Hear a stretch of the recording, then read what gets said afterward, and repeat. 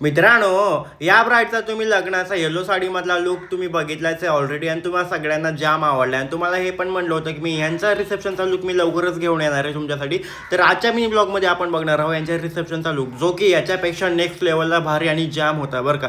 तर सकाळी 5 वाजता आम्ही निघालो होतो नेक्स्ट लुकसाठी आणि हे होतं नवी मुंबईमध्ये, त्याच्यामुळे आम्ही एकदम आरामशीर कॅबमध्ये झोपून गेलो होतो. कसं बसं आम्ही पोहोचलो होतो आणि इकडे पोहोचून फटाफट मेकअप वगैरे सगळ्या गोष्टी केल्या आणि नंतर लग्नाच्या हॉलवर गेलो. हॉलवर नव्हतं ते ॲक्च्युली मंदिरामध्ये होतं. मंदिर एवढं जाम होतं ना गाईज, एकदम छान पॉझिटिव्ह वाईब्स होत्या, एकदम थंडगार वातावरण होतं आणि मूर्ती वगैरे सगळ्या भगवानच्या इकडे होता दिलेला आणि हे मंडपचं सेटअप वगैरे खूप ट्रॅडिशनल पद्धतीनं त्यांनी मांडलेलं होतं मंदिरामध्ये. आम्ही एकदम थकून निवांत बसलो होतो, कारण आम्हाला असं जाम आवडतं बरं का बसायला वगैरे कुठं लग्नाच्या मध्ये गेल्यावर. कारण लहानपणी आईवडिलांनी आम्हाला कोणाच्या लग्नामध्ये नेलंच नव्हतं. आता देवानं असा जॉब दिलाय ना, सगळ्यांच्या लग्नामध्ये जावं लागतं, जेवावं लागतं, एअर नाही करावं लागत फक्त बरं का. दीदीने हेअरस्टाईल केली, फटाफट फर्स्ट लुक कंप्लीट झाला. आता हा आहे सेकंड लुक, ज्याची तुम्ही वाट बघत आहात. एकदम नॅचरल मेकअप केलता आणि याच्यामध्ये कर्ल्स हेअरस्टाईल केली. तुम्हाला सगळ्यांना जाम आवडेल आणि ब्राईडला तर हा जाम आवडला होता. इव्हन त्यांच्या नातेवाईकांनी खूप कॉम्प्लिमेंट दिलता.